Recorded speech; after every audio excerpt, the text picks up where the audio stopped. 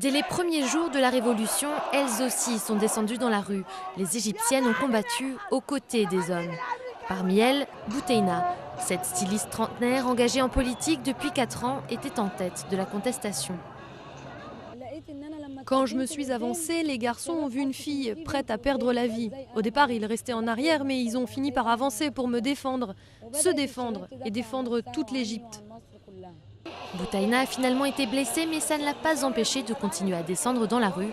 Même combativité chez Doha. Cette étudiante en lettres a passé 18 nuits place Tahrir et manifesté tous les jours aux côtés de ses compatriotes masculins. Les filles et les garçons criaient ensemble, accrochaient des pancartes et distribuaient les bulletins et les journaux. Quand ils nous attaquaient, certains cassaient des briques et d'autres les jetaient. On faisait exactement la même chose. Il n'y avait pas de rôle pour les filles et d'autres pour les garçons. Il n'y avait pas de séparation. Aujourd'hui, fini les grandes manifestations dans le centre du Caire, mais Doha reste malgré tout mobilisée. Ce matin-là, avec ses camarades, elle est encore place Tahrir pour distribuer le bulletin du comité de défense de la Révolution, car pour les femmes, la bataille est loin d'être terminée.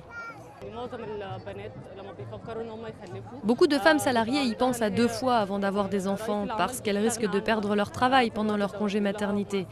Cela doit changer. Il faut plus de lois, des lois du travail claires qui défendent les droits des femmes.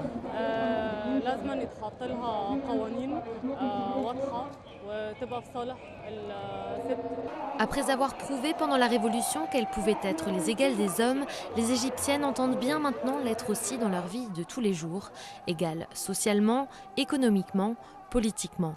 Autant dire qu'elles attendent au tournant le gouvernement que le nouveau Premier ministre Essam Sharaf doit mettre en place dans les jours qui viennent, un gouvernement qui devrait être purgé des figures de l'ancien régime d'Hosni Moubarak.